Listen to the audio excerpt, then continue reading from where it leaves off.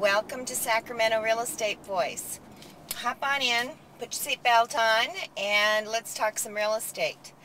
Lately I've been seeing a lot of blogs and articles by the New York Times and the SACB talking about how we've reached the bottom, or the bottom is, right here, and, we're going to see a change in real estate. I don't personally see that. Knowing that the banks have and are holding on to foreclosed properties which have not even been placed on the market for sale, I don't see that happening. I don't see a change yet. I think that that's wishful thinking on a lot of people's part. I would like to believe it myself, but with thousands of properties that are vacant and run down, that are actually on the market, I just don't see there being a huge change and seeing the market change to a recovery at this time. I wish that were true, but I just don't see it. And perhaps I'll be wrong. I'll be glad that I'm wrong. That's one thing I'd love to be wrong about, I'll tell you that. But I don't think I am. I think we're going to see a lot more foreclosures hit the market when the banks finally get around to giving them to the REO agents to put them on the market.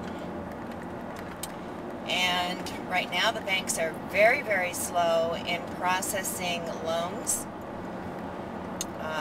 They're sitting in underwriters' desks for an incredible amount of time, to the point where buyers are going to be penalized by the selling banks for not closing on time. And all this is due to the banks. They really need to get their act together, and so far they just really haven't. Written an article about what I think is going to occur, and there again, I hope I'm wrong, but we had a foreclosure moratorium signaled by Obama,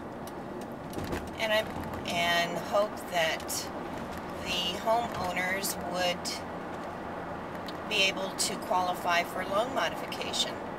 Many of them can't. And the ones that have actually qualified for a loan modification, the loan mods that I've seen so far, I don't think are a viable alternative.